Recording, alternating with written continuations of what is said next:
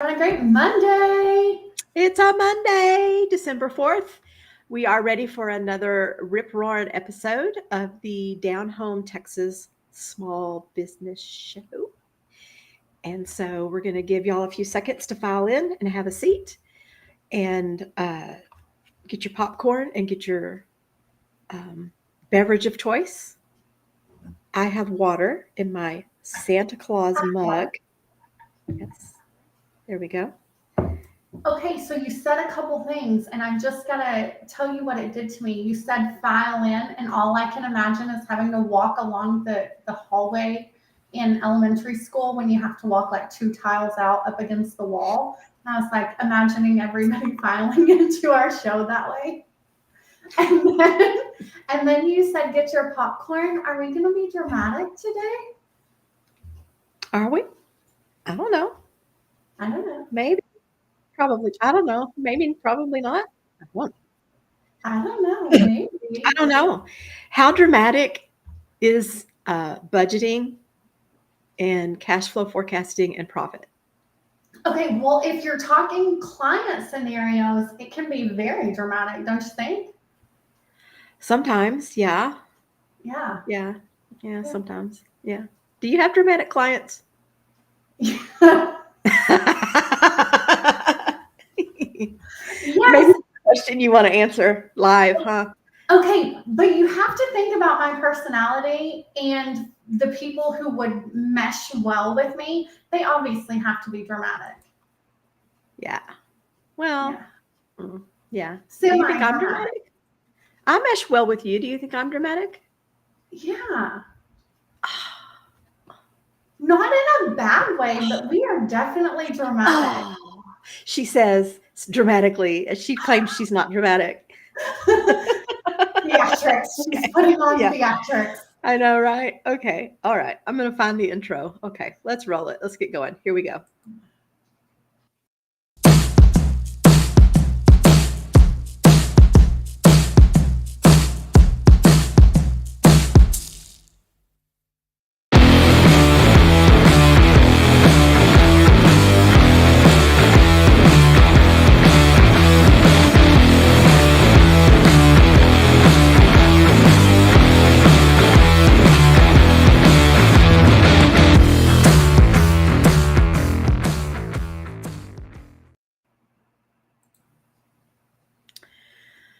Howdy.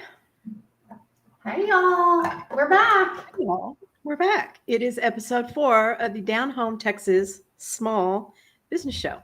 And I'm Tammy Fisher, enrolled agent. I'm Amanda Adams, CPA. And today we want to talk all things budgeting, forecasting, and profits for small businesses. Again, we put those small in air quotations because so many businesses are considered small as they get much, much bigger than some of the smaller ones we like to talk with. So that is true. That is true. And today we brought with us 2 of the smartest women we know in the industry. Not ourselves, obviously. Much smarter than us to the show. So let's welcome our guests, Miss Becky Daniels and Dr. McKaylee Morrow Esdell. Yay! Hello. Hello, ladies. Okay. We don't have sound effects, so we have to make our own. One of these days, we'll figure that part out. Okay. So let's have y'all introduce yourselves and tell the audience who you are. So Becky, you can go first. Tell us a little bit about yourself, please. Well, I'm so excited to be here, and that was a far too generous introduction. I'm Becky Daniels, and I own Daniels Business, the very creatively named Daniels Business Solutions. And we do everything from bookkeeping to controller work to CFO work with service-based businesses of at least $500,000 in annual revenue, up to normally about 10 million, but it looks different once you get over 10 million. So, and I'm not an EA, I'm not a CPA, I'm not a PhD, I'm not like any of y'all. I am an engineer. And so I'm just a little different, but I'm a systems engineer. So that's the way I look at everything and approach everything. So that's just a little bit about me. Great. Very All right. great. McKaylee? Yeah. Hi, everyone. So I'm from Texas originally, but I now live in Boston. So Amanda and I found out early on that we both went to Texas Tech, and I grew up around that area. So if there's anybody that knows where Dimmitt is, you get extra points for knowing my hometown.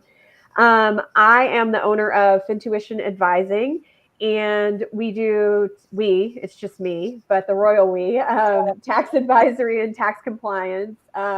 I found out early on in life, actually, that I love taxes. I like the law, but I also like the compliance piece of it. It's like a little puzzle to me. And because of some of my past experience, I was a professor for many years, and I helped people with career advising in the last part of my career in academia. I also do career counseling, and then something new, which is financial therapy. And interestingly, tax people, bookkeepers, anyone that works with clients usually do these things anyway. You end up doing some financial therapy. You end up helping people figure out, how do I make more money? How do I get a different job? So I provide all of those services together, and we certainly talk a lot about budgets in those. And I'm dramatic also, so I'll join that. Okay, well, you'll fit right in. Yeah. Yeah. I feel like And that's I have to mention that my tea is a Tennessee tea. It is not a Texas tea. I am not a Texan in any way. So just feel like I need to put that out there. We're That's okay. welcoming you into Texas. Just take it. Are we I gonna was let her going to say, we'll let you stay, Becky, but the question is, when will you be moving to Texas? I will not be. Hey now, come on now. So, Michaela, you brought up something very interesting, and that is how much of our jobs is being a therapist, whether we actually whether we have the letters and the credentials after our name or not. Yeah. Yeah, I mean, I only did the financial therapy certification just so I could start naming what I do, right? This is what's wrong with you. This is how we can fix it.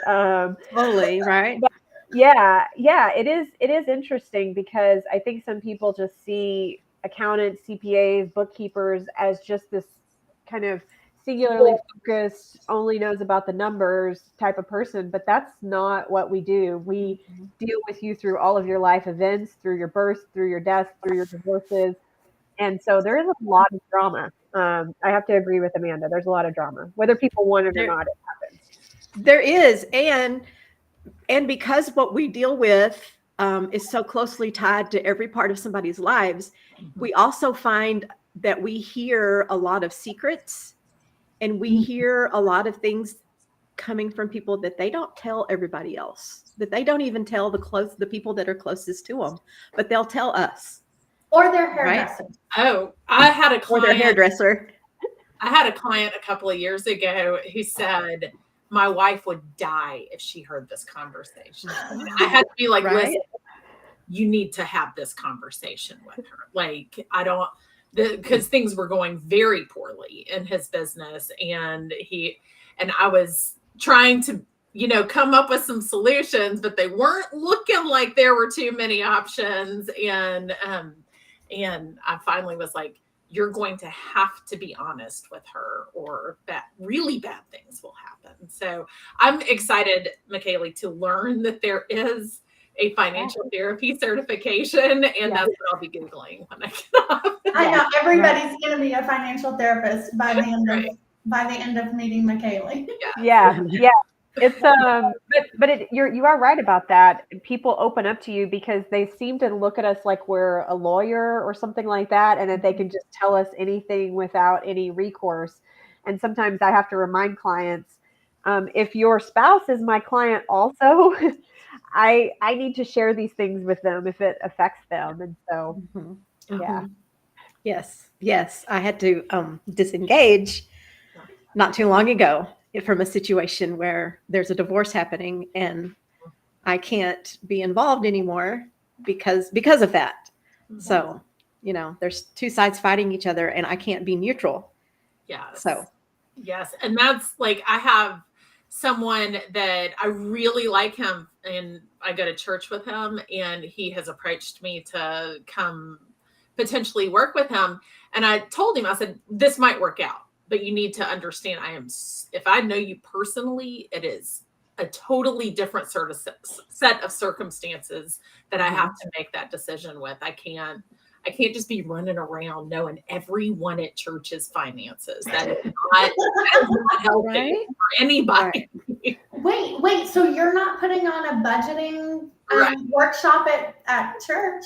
I mean, I have in the past, but that's personal. That's not like, I'm not digging into people's finances personally, but I know, oh, what a nightmare just thinking about it. Y'all, we get a lot of information digging into your numbers, things that you may not even realize that we pick up on very, very quickly. And yes, we do keep confidentiality. We promise. There have been no names. There have been no untold things that were not supposed to be told. We swear.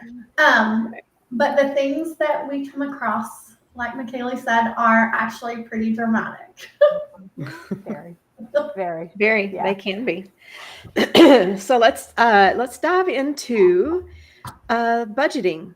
What we did was we reached out to our followers and our audience, and we asked them to submit some questions.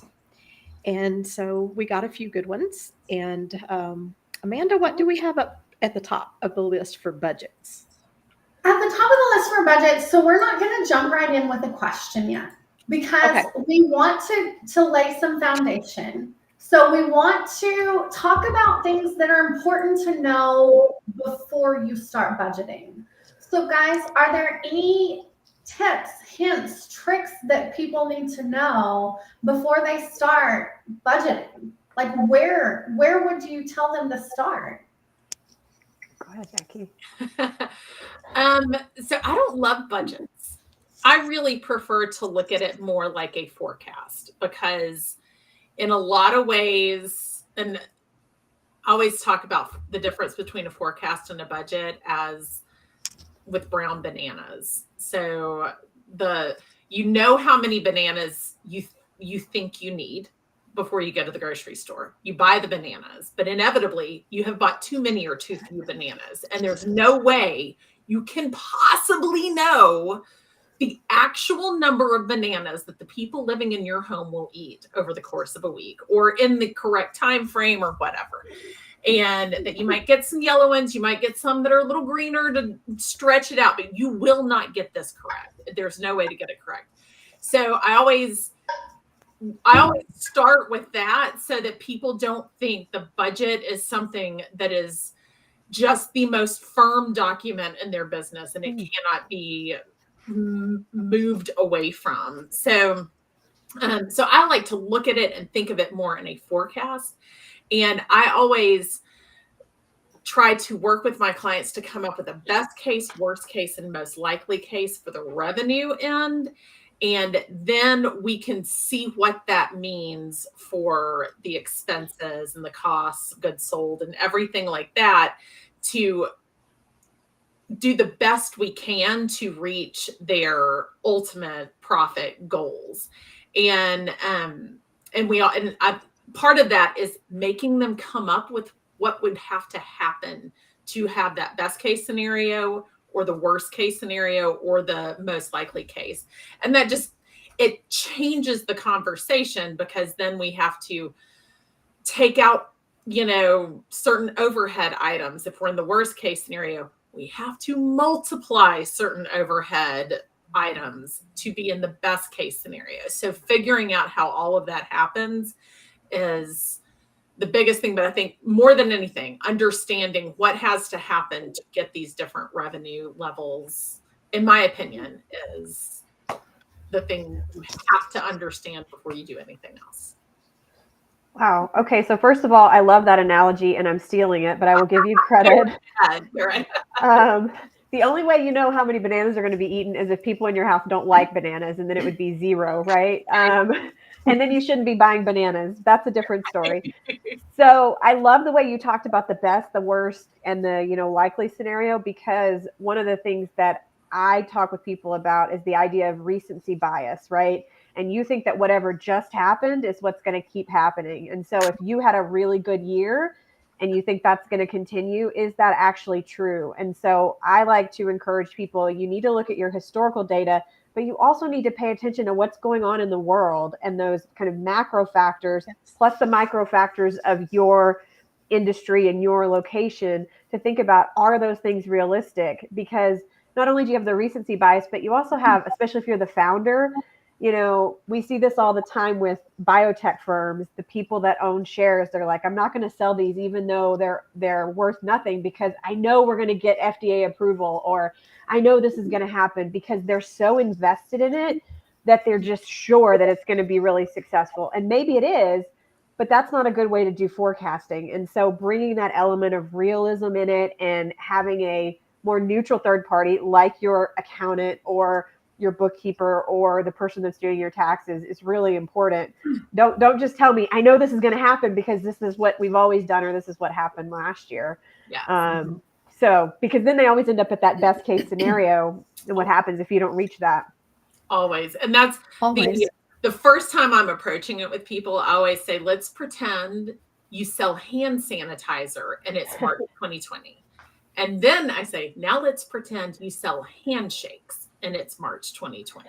Yeah. And because that shows them like these are the two potential ends of the spectrum. Ooh, Yeah. Yeah. All the Yeah, companies that's- that were all in on COVID tests, right? They're gone now. There were so many that they were going to make their fortune because they had the best COVID test, and now they're just like non-existent. Everything went to one company. Which is okay. That's the other thing. Yeah. I'm like, okay, you're coming up with this new product line. It might have a short shelf life, but that's okay. It doesn't matter as long as you're recouping your investment and able to make profit on the profit you're looking for on top of it. And most of the people that not most, all of the people I work with, they're kind of family owned businesses. I say family owned. I just mean there are no investors. It's kind of bootstrapped in whatever way that looks like. And so I always talk about, like, when we're talking about a huge growth year, great. What are you willing to miss in your family to make that growth happen? Because if you're not willing to miss your kid's soccer game, then we might have to scale back that revenue a little bit. Yeah. There are some things that people have to look at, because otherwise they'll find themselves just stretched too thin. They've shot too far to the moon, made investments before they're ready to. So again, for me, that's why the top line revenue is the first. Okay, Tammy, if you had anything, what would you add to, like, talking about budgets? What's important to you? You want me to throw a couple things out? You got a couple things? I'm in awe, first of all, that just listening to Becky and Michaela go back and forth. I could just sit here and listen all day long. First of all, whether it's about bananas or hand sanitizer, or no, seriously, because this is why we have y'all here. I love the banana analogy. That's fantastic. First of all, I think we're all going to be talking about bananas, and so everybody's going to think we're bananas. I know. They're going to be. Suddenly, everybody in accounting is talking about bananas.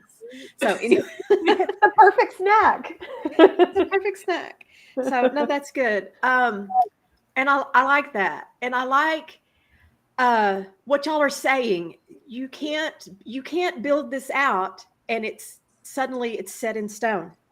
It's a living, breathing thing that has to constantly be flexed and moving because the world we live in changes constantly, almost every day. The markets are changing every day. The world that we live in is changing every day economically. So we have to be able to look at what's happening, not just nationally, but probably locally with the businesses. Like I work with businesses like Becky does. They're smaller. I want to probably what I would call mom and pops. Yeah. And so we have to look at things like on a local, regional basis. And try to plan ahead for what we think is going to come. And I say it's like predicting the weather. You know, you can look at it and say, well, it's probably going to be sunny. Chances are, It's going to be sunny, maybe Yeah. partly cloudy, but there's always a chance that it could rain. Mhm. So let's what would we do if it did? What are the factors that would cause it to rain? And what are we going to do if it does? So See, and I'm a little bit different than everybody. I mean, I believe all the same things that you guys are saying, but budgets are so important in the industry that I work in. I work in construction mostly, and we're having to hit target budgets on our jobs, and we're having to shop around for the best material prices, and we're having to look at some materials that change prices daily. And so those things for us are a little bit more time sensitive. We can't wait around and hope that prices get better. We've got to be shopping currently. What's the best price? We've got to be proactive in what we do. If a lumber yard goes up in flames, obviously the price of lumber is going to shoot through the roof. And while everybody thinks, no, that will never happen, it does. A plant shuts down, a train derails, something can happen. And so that's what, for me, when we're talking about budgeting, I'm going, okay, well, I'm over here. I need to be under somewhere else. I can't change here, but I have to change something else on my lines to stay in budget. I have no choice, or my project's not profitable. So I know forecasting definitely is super important, and we're gonna dive right into that in a minute.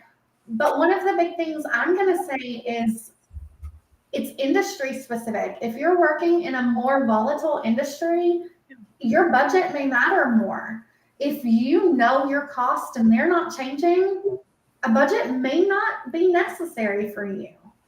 I mean, it's just dependent upon that. And then the other thing, the biggest things I like to do is build in contingencies. Okay, in my contract, there's going to be a contingency, or my clients' contracts. I'm not making the contracts. I'm telling them build in a contingency for if you pull that wall out and you don't know what's behind it. They need to know that may be additional. You didn't tear the wall out before you gave them a quote.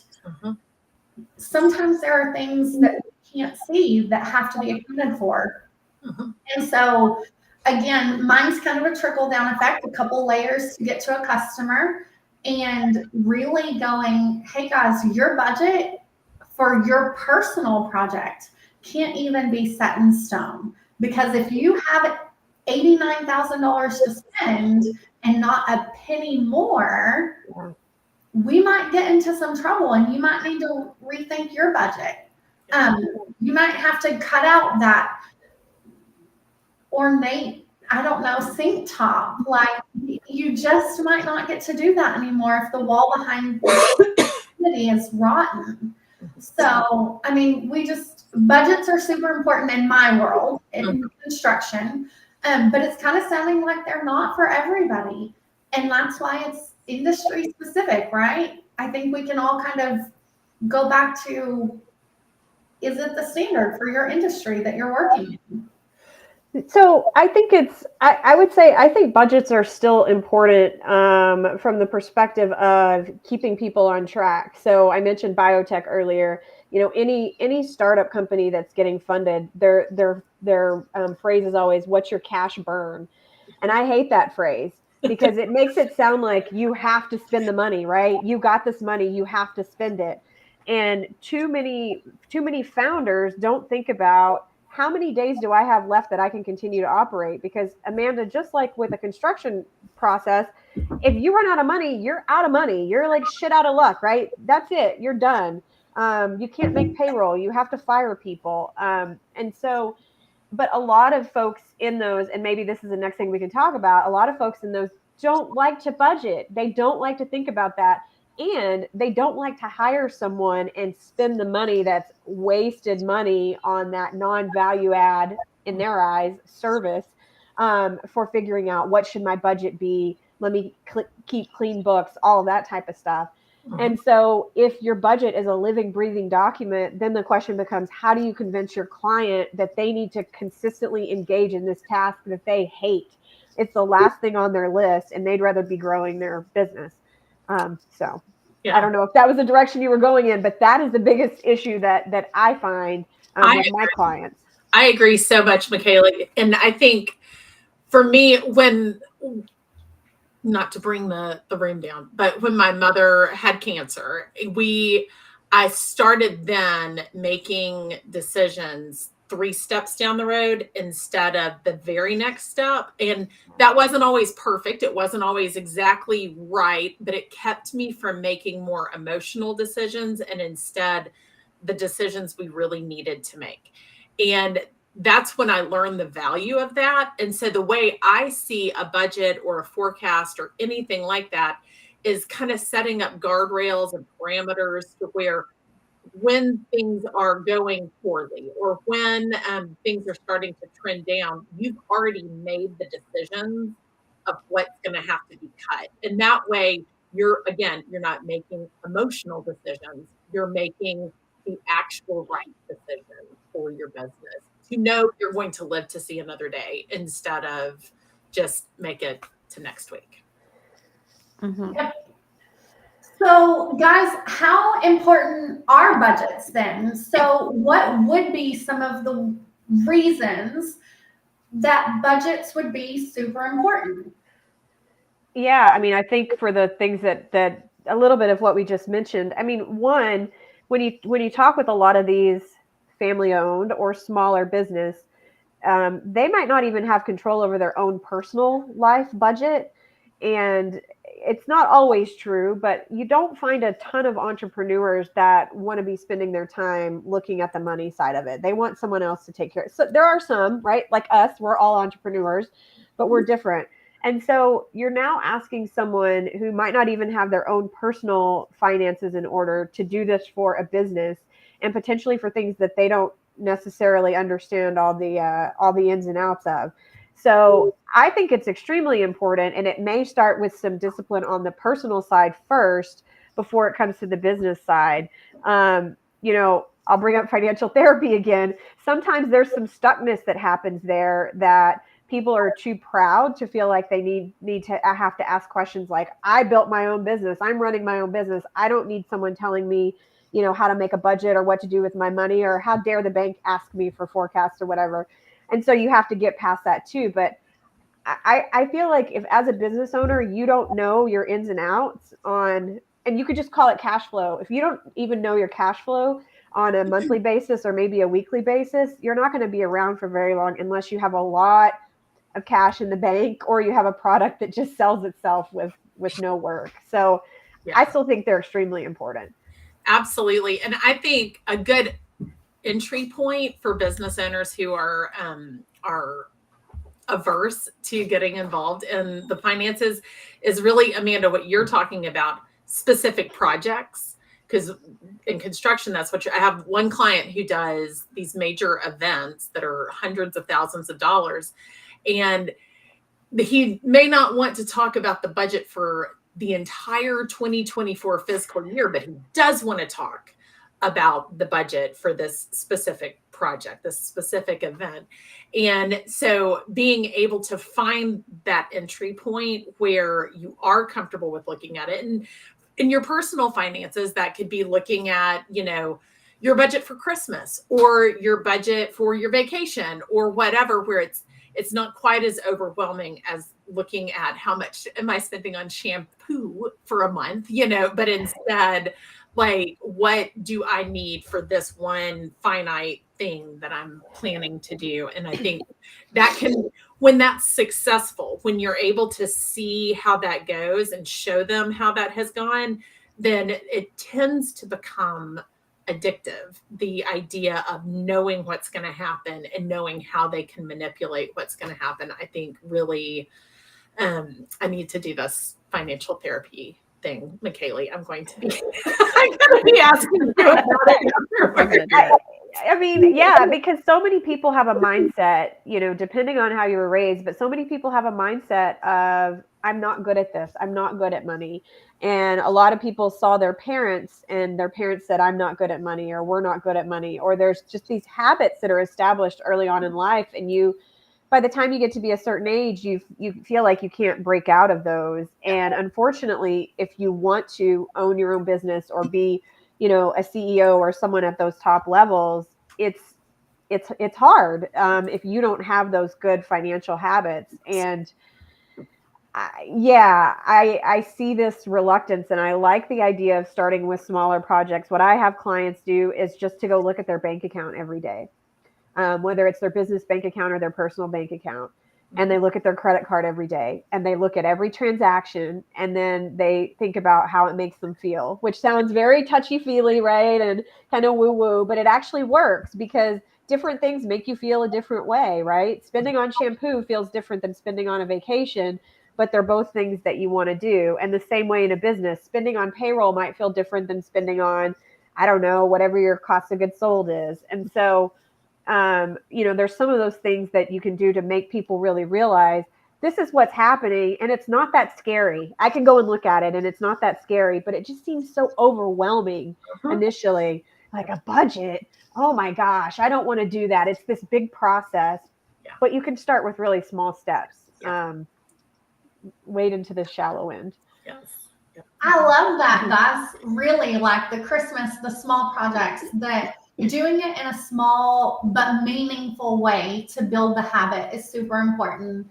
That's one of the things that we want to encourage people to hear is it's a habit, and it needs to be a good habit, not one that we do for, a couple of months and then we like push it off to the side. It really is important, and not just budgets, not just forecasting, but being on top of your financial health. I worked with somebody pretty recently who said, well, I've always done it this way. The money always seems to come in and go out, and I've been fine. And so I put together this cash flow forecast, and they were like, I've never looked at it this way. I'm a little bit scared. Mm-hmm. And I said, hey, thank you for admitting that this is scary. Now we can take the first step. What do we do to safeguard? Yeah, those cash flow forecasts I've got this one client who they feel really good about the direction, and things are going in a really good direction, but their accounts receivable is exploding. And so I keep being like, yes, y'all are profitable. Things are going well.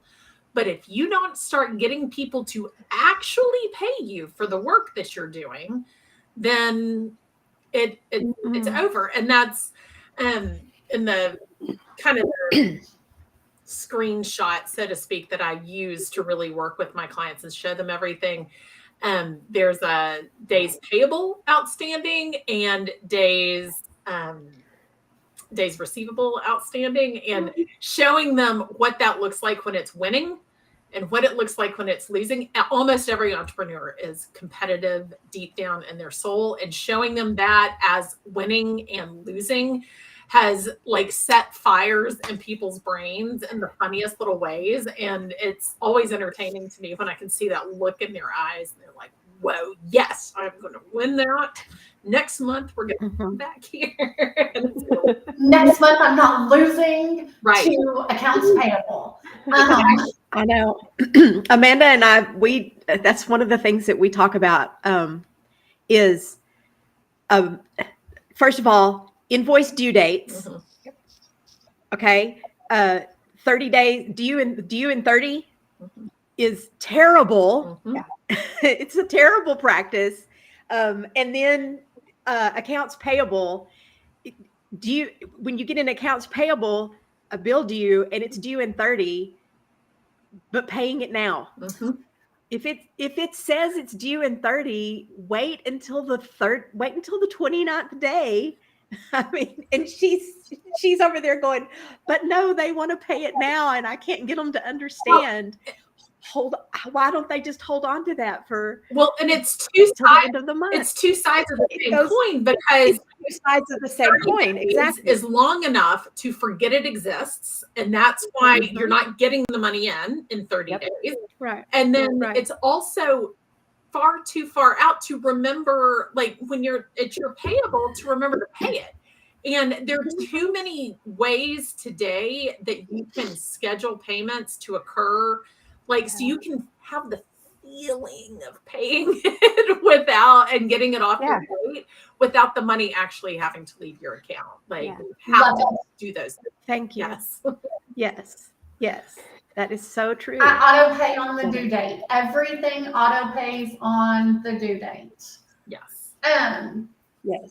Okay, guys. So budgeting, we agree it's important. It can be important for helping you reach your company's goals, your personal goals. I think sometimes we forget to bring it back to that. The reason that we run businesses, I hope, is to be profitable and give us the lives that we want to live, right? Like that's what I encourage with my clients.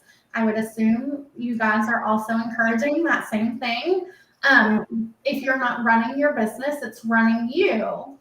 And so, I mean, investors may require a budget, banks may require budgets. There are people who require budgets. But much like we've kind of alluded to in this whole first half of the show, it's all in your forecasting. That's where you really get to make your bigger changes that have more impact on your business. So guys, we're going to kind of shift out of budgeting and into forecasting, even though we've kind of commingled those a little bit.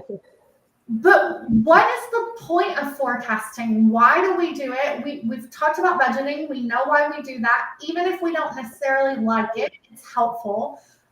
But why do we forecast? And what's the difference between budgeting and forecasting? I'll go first. Okay. So we forecast because it's good to know what's going to happen in the future. So we'll have enough cash to be able to do whatever we want to do. Right. So I think one thing that folks get confused is they're like the difference between what's going on with profit and cash. Right. And we could take this to an individual and someone might say, I make X dollars a year. I should be able to afford all of these things. Okay, but wait, let's think about everything that's going to happen during the year.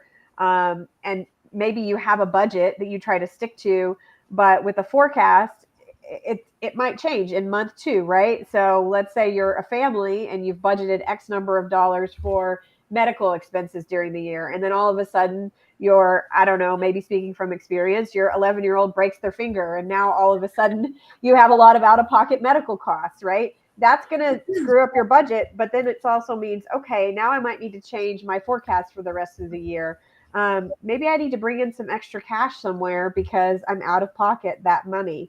And so if we pull that up to a business, level, now we're talking about being realistic about the changes as what is happening on a day-to-day, week-to-week, month-to-month basis. I grew up on a farm, and I'm getting some feedback. What is going on? That's weird. I grew up on a farm, and I'll tell you, this was in the 80s and the early 90s, and things were kind of rough as far as being a farmer. And my dad will always talk about how the bank had you budget for certain things, but if the price of corn was here, you were bringing in as much corn as you could, right? If the price of corn was here, you'd bring in as much corn as you could, but you might not end up with the money that you thought you were going to end up with. Or if there's an embargo or something like that happens. So that's where it becomes really important to adjust to what's going on in current day. Yeah. Yeah. And I think, to me, forecasting is just, as I've already said, it's all about more than the expenses. It's all about figuring out what has to go into it to bring in the kind of revenue you're looking for. And being the way I communicate with my clients is we have this big spreadsheet that we're looking at, which of course you can only look at for so long before you lose them completely. So, but we manipulate the different numbers. And when I'm able to say, like, you've got these 4 types of clients, you can bring in 30 of these or 1 of these, and it's the same to your bottom line, to your cash flow, because I look at everything as cash flow. But and being able to show them, put your effort into these higher value clients, and maybe even start to phase out those lower value clients in favor of putting all your energy and resources towards those higher level. And when I'm looking at revenue modeling with my clients, I always try to make like a revenue pyramid where you have monthly recurring revenue, or predictable revenue is maybe a better way to put it, for that bottom base of the pyramid. And then above that, more medium term recurring revenue, where this is often more like 6-month engagements or something like that. And then kind of project, one time, maybe very valuable, but icing on the cake kind of revenue. And so when we're looking at it, we're trying to see, how does this all come together? How do we bring in these different types of revenue to make sure that those bottom line cash flow goals are being met, so that you can pay for college or braces or a trip to Tuscany with your wife, or whatever it is. Like that's what I'm always saying. No, nobody's in business to grow their AR. That's so great. We're in business to make money and have money to buy the things you want to buy. And even my best-hearted clients, I love them, but I'm like, you can't be good-hearted anymore if you have no money. You have to have the cash to continue to do good things in the world. Yeah, I'll just play off that really quickly. The idea of static versus dynamic forecasting. That's a big concept, right? And a budget in some senses is really just a static forecast. You're taking those factors that you have at the beginning of the year and you're just sticking with that and assuming that nothing changes. And often the government will do that when they talk about tax policies and how they're going to affect things. And it's like, that's a static forecast. What you haven't taken into account is how everyone's going to react to number one, the policy, but everything else going on around, right? So a good business person is going to dynamically forecast and go, okay, I had a sale on X. What does that mean? Am I going to bring new clients through the door? Am I potentially going to sell Y now that I have people in here buying X? What happens if I cut this part of my business and focus on this part of my business? Do I bring in additional clients that way? And so really having those discussions where you've got your whiteboard or whatever, your spreadsheet, like Becky said, and you're thinking about, here's my static forecast. We know that's silly. That doesn't make sense. There's no way that's going to happen. Let's talk about the dynamic forecast. What are some local things that might change this? What are some global things that might change this? And this is where having an expert in your field as your lawyer, as your accountant, as your bookkeeper, as your tax advisor, or someone who's willing to learn and keep up with the trends is really important, because that person can say, hey, last time this happened, in the economy, I know that this is what happened. Here's what we need to plan for. Here's the contingency that we need to build in. But a lot of people, it's a lot of work. We're saying all this, none of this is easy. And right. For most of you, it sucks. You don't want to do it. Like, this is the last thing you want to do. It's literally worse than going to the dentist and getting a root canal, right? Not for me. Well, not for us. That's why we're here, right? But this is kind of the point of this is why you find someone that's your trusted advisor, and they can make it more like just a gentle cleaning as opposed to a root canal, because we can do all the bad stuff, right? And then bring it to you in a way that is more palatable to you as the business owner. And that's what our superpower really is, because we like digging into all the details. Right. You might not, but you have to do it if you want to be successful. Yes. And McKaylee, to your point with the dentist, going to the dentist analogy, we are preventing the root canal. That's right. By having the cleaning. And that's because when you can see that you will run out of cash if you do all of these things, and you can decide today what you're going to do to change that ultimate outcome, then it's like walking. Yeah.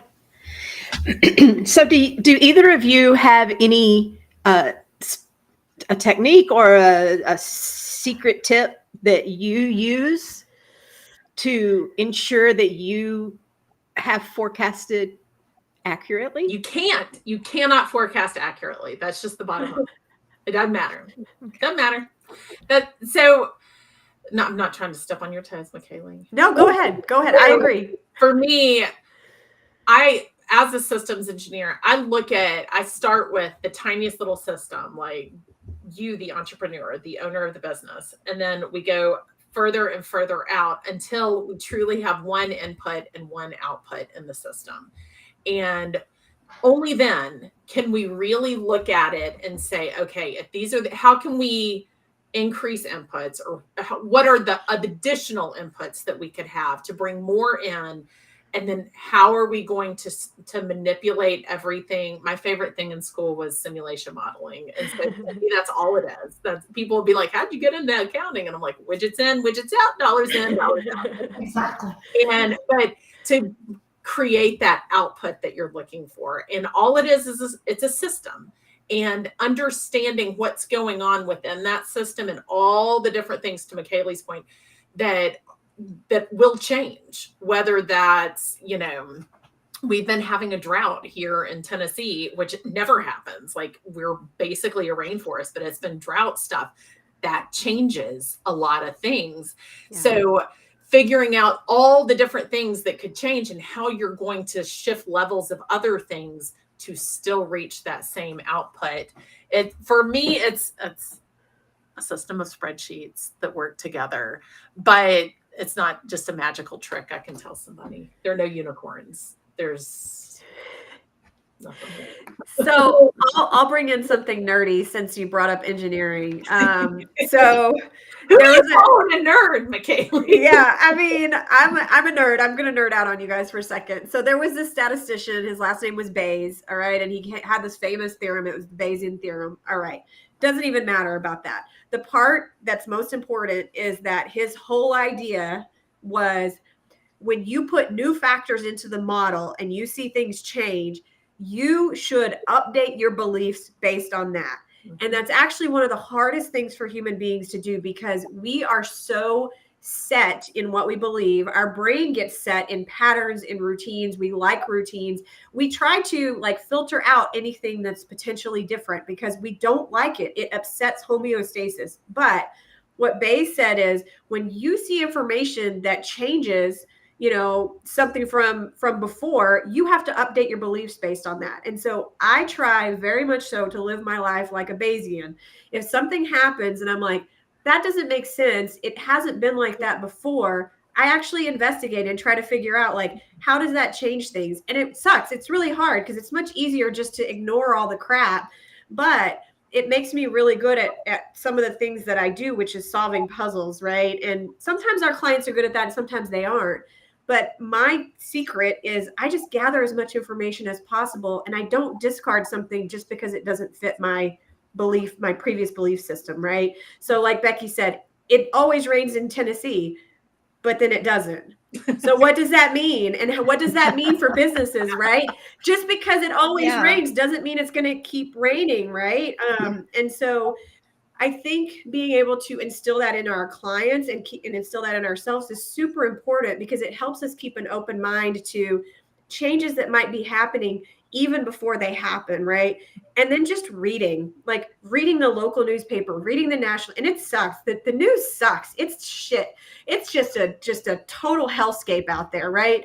But you got to know about the hellscape because it affects everything that's going on. And so just keeping up with that, I think is really important, because it helps you to make connections and you to make connections for your clients, which helps you be a better forecaster. Okay, nerd alert over. No, you're so right, McKaylee, that we really have to stay on top of what's happening. Yeah. And one of the things we call them limiting beliefs. So that something we're going to limit it because of what we already believe. Yep. And it doesn't matter. I have worked with small people who've gone from solopreneurs, it was just them, And then as they expand, they have issues. Well, I was always able to do it. And I'm like, but it's not just you anymore.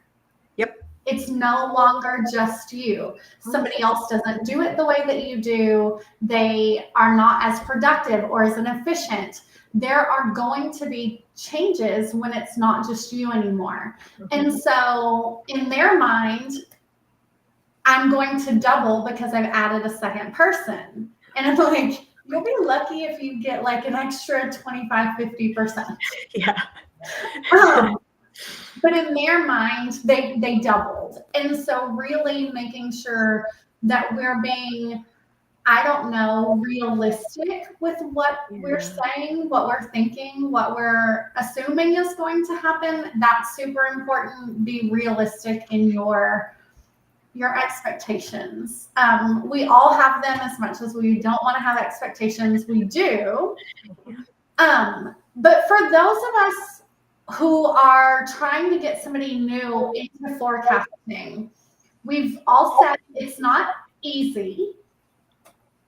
Where would you have them start? I would never recommend 13-month rolling forecast to somebody who's starting tomorrow.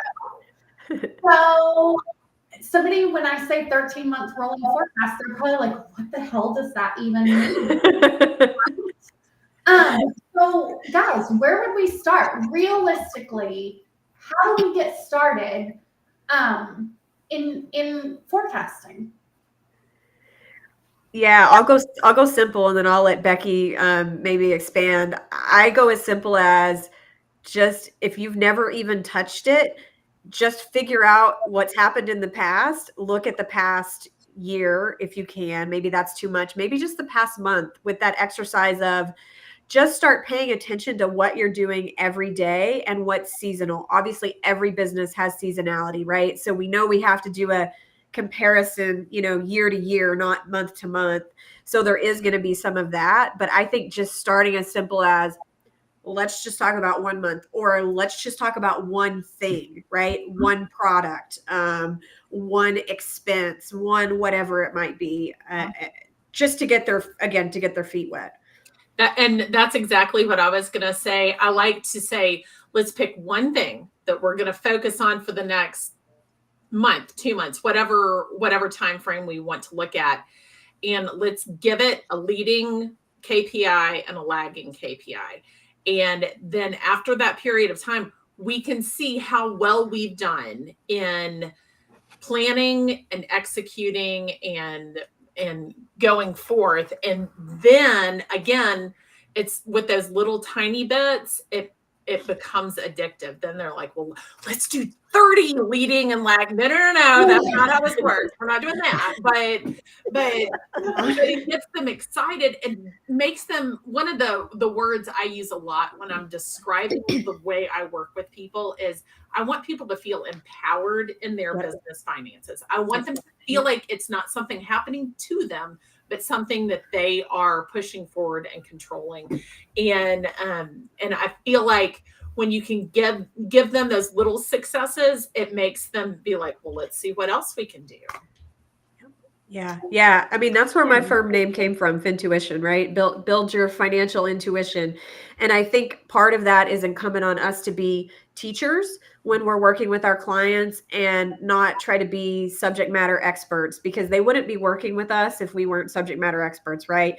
It's okay, to yield the floor to them on their industry. They're going to know more than we are, probably, especially if they've been doing it for a long time. I hope so. Yeah, right. It's okay to say, I don't know, I can get back to you on that. It's okay to show some vulnerability, because then they're going to trust you, and then they're going to be able to show some vulnerability with you. Like, I don't understand this. I had someone tell me the other day, I'm 55 years old, I should know how to do this. I'm like, why should you? Right. Where should you have learned this, right? Let's get rid of the should, and let's just start here where you are and build little by little. And so I think having that attitude with the client, which I feel like all of us have, right?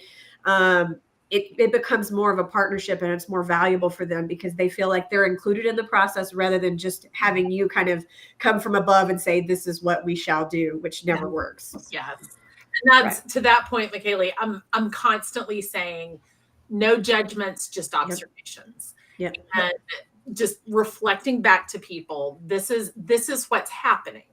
Yeah. And once we know what's happening, we can change what's going to happen. But Yeah. until we know what's happening, we can't. So. Okay, so we had a couple questions.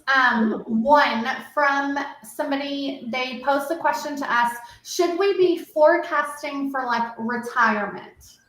So where do you guys fall on that spectrum? Yes. You should have a retirement advisor doing that for you. I don't do that. I send people to an advisor because those people they have the software and the tools where they can put all your stuff into it and they can figure out. I have someone that does that for me. How much money do you need, et cetera?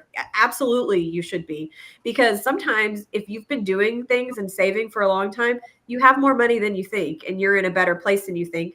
And then sometimes it's an oh shit moment, and that can be a wake up call to kind of change some things that you're doing. Absolutely.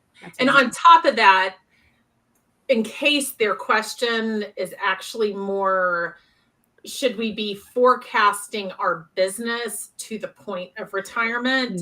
Yes. I absolutely believe the best place to start forecasting is at the end. It's looking at a marathon and saying, I've got to get 26.2 miles.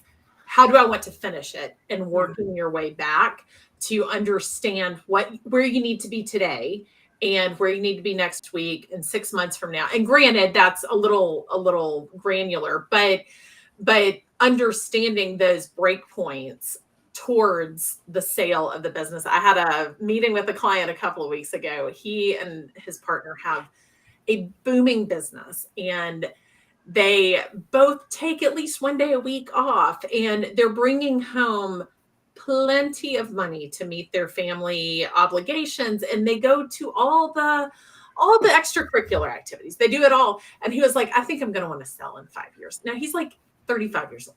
And I was like, no, because most of what they're building, I won't say what kind of industry it is, but most of what they're building is like long-term recurring revenue. I was like, no, you can't do that. Like, no. And I never speak to my clients that way. So I actually had to go back and be like, you need to understand, I see this, and your effort to income ratio is the best of anyone I work with. And therefore, you cannot replicate this. You cannot do it again in a different industry. This is where you need to stay. And we can change how you're doing it to make it more interesting and all those sorts of things. But he's not retiring in 5 years. He just wants to do something different. So understanding what that end point is and then working your way back is really the very best way to really forecast big time. Yeah. And then we had a comment about somebody having a high-tech startup that was burning through cash. They had big money backing them, but eventually it was too much and they went bankrupt. So that's actually a pretty common scenario. You can get investors and still go bankrupt. You can have people with big money backing you. It happens quite often, actually. I've seen it across several industries, across a lot of things. And they think because they have outside investors that that's not going to happen. Guys, you still have to have a viable business that can run and operate on its own without investment money. So investment money is startup money. It's so you're not bootstrapping as much, but eventually you have to be able to operate without that. So, or you just cease to operate. Or you figure out how to sell the company to some other sap that figures out how to make money, right? But that's not going to happen. And, I think prior to starting my own firm, I worked for an investment bank, and we did a lot of sell side transactions, and we had some of those aforementioned companies that sold COVID tests. And guess what? That was your primary source of revenue. Nobody's going to buy your company, right? Nobody's going to invest in your company because it's not long term. So I do think that this goes back to the whole thing, having a budget, having a forecast, but having someone who knows what the hell they're doing when it comes to money, working with your company is going to be what gets you to long-term success. Even in the beginning, when you think it's not worth it, when you think it's just an admin cost. Okay, guess what? You're not going to have any admin costs if your company's bankrupt. So. Yeah, absolutely. And I've recently read a book by Derek Sievers. If you've ever heard, he started CD Baby, and he completely bootstrapped the entire company. And he was in Silicon Valley, or at least had buddies in Silicon Valley. And they were, building out these shiny offices. And he had, like planks of wood making desks. And he's like, well, I mean, our desks work as well as their expensive desks. Why do we need that? And I think there is a lot of fake it till you make it with cash that I try not to get involved in that. If you're really proud of your office space, and particularly if it's an office space that nobody ever goes to except for the staff, then I am not impressed. That is not impressed at all. No, nobody cares about your Keurig machine and your foosball table. Like, that's so early 2000s. We don't care, right? And your beanbag chairs. Parties. Yeah. Now we only want pizza parties. That's right. Okay. Okay. Well, ladies, guys, how does this, to kind of sum it all up, how do these things, how do budgeting and forecasting help your profits? What is the point? Why would we do these things? To me, it goes back to the making decisions a little more at arm's length so that they're not as emotional. And it's creating an environment, like with my clients, I often counsel to have a threshold that after the last payroll of the month, take anything over that amount, put it into the separate account. And then every quarter or however frequently, decide from there what you want to do, what dividends you want to take from the business or distributions or whatever, so that it's kind of keeping this little nest egg moving along so that you can always meet your financial obligations with the business. You can make payroll every single time, and you're going to know well in advance if you're not going to be able to, and therefore, start to make those cuts and whatnot. But on the other end of that, that your spouse can buy groceries. That the vacation you have planned for next year is going to be paid for, your kids' tuition, whatever it is that you have on your personal side is also taken care of and planned for. And when you have that financial, emotional stability on both ends, you can make the right decisions within the business for actual growth and sustainable growth, instead of just trying to get quick wins to solve an immediate problem. You can solve the long-term financial problems. Right. Your pants aren't on fire. Right. Or your hair. I always say your hair. I've never said, or your hair. I like that. I'll use a quick analogy here. So not having a budget or not thinking about forecasting. Have you ever gone to a restaurant and something on the menu says market price? So not knowing what you're spending is like literally going through life ordering market price off the menu, right? It's kind of exciting and thrilling when you're like, hell yeah, I can order market price because I don't care what the market price is. But then you realize it does kind of matter because eventually you run out of money, right?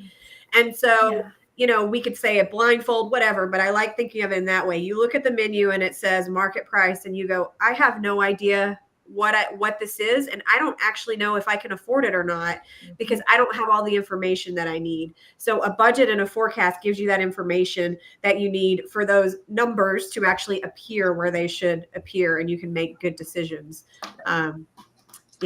And we sell a lot of lobster up here in Boston, so it's always market price, and it's always like, no, thank you, not doing it. Kaylee, a couple of years ago, my husband was going to Maine for a fishing trip with a bunch of his buddies, and I was like, man, you should drop me off in Boston, and I can just go door to door eating lobster rolls while y'all are fishing and being filthy and doing your thing, and then you can just stop and pick me up. Market price, baby, all the way. Lobster mac and cheese, market price. What does that mean?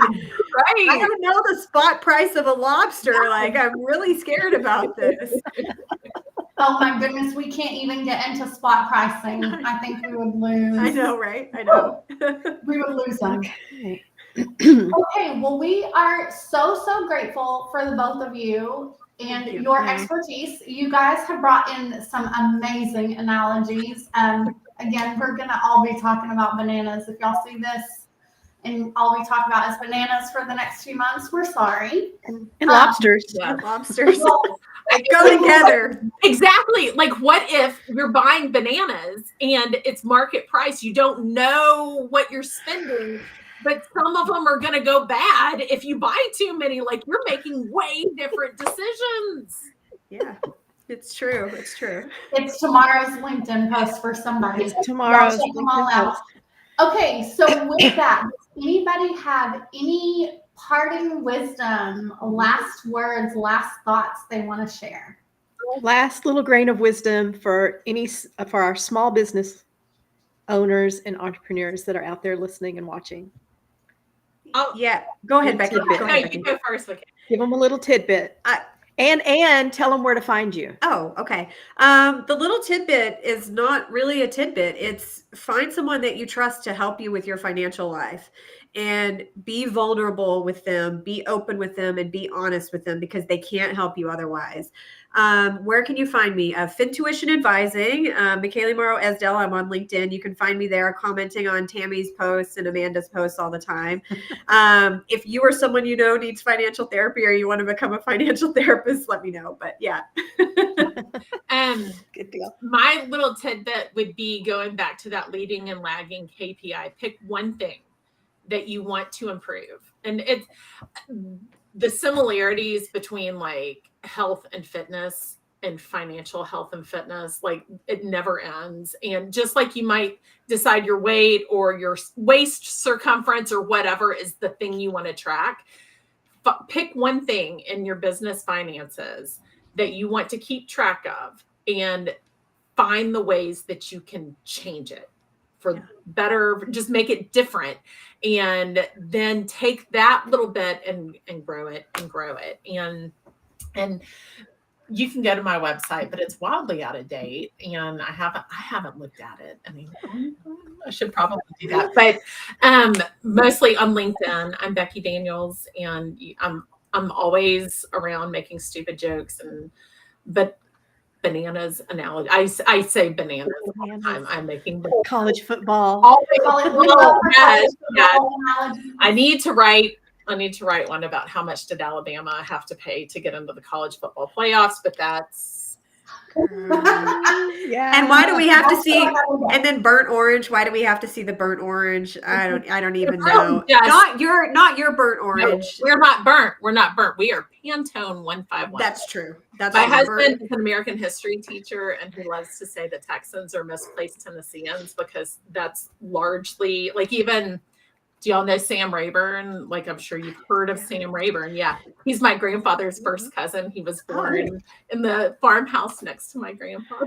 So, like, y'all are all just us. Girl, we're from Texas. We took Texas history at least 6 times. Don't you know that? I know Texas history better than I know American history. All right. I think I took it twice in college. Like, come on now. Amen to that. Yeah. Okay, Tammy, any last parting words? For me, ho ho ho ho ho ho. Hey now. Okay, guys. So from me, I'm going to second what Haley said, and I'm going to remind you, make sure you're vetting your professionals. In our industry, there are lots of people who are working in the industry who have no credentials, who have no education, who are getting their information from asking questions in Facebook groups.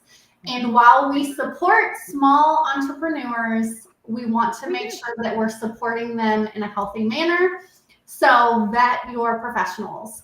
That's us included. So if you guys want to see the things that we believe in, again, all of us are on LinkedIn. That's how most of us met. And so look at what we post, look at the things we say, and vet those for yourselves. We enjoyed having you guys on so much. And Tammy and I will be back in 2 weeks for our last show of the 2023 year. And we'll be talking about burnout and mental health in the workplace. So we are super excited to have that episode with another special guest. If you guys have any questions, we would love to hear them. And I think Tammy's going to roll our outro. I'm going to roll the outro. Thank you, ladies. Thank you. I feel like my Thank you for intelligence having us. level has risen.